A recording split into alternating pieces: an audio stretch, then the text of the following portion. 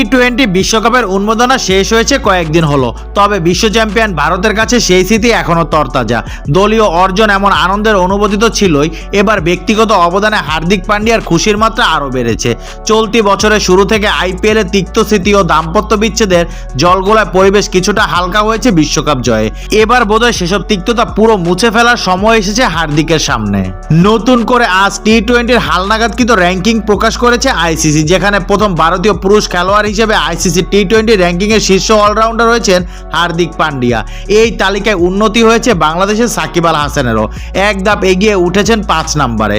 সদ্য সমাপ্ত টি-20 বিশ্বকাপের নামের প্রতি সুবিচার করতে পারেননি সাবেক টাইগারের অধিনায়ক, তাই দীর্ঘদিন নাম্বার 1 থাকার পর এবার তার ঠিকানা হয়েছে 5-এ।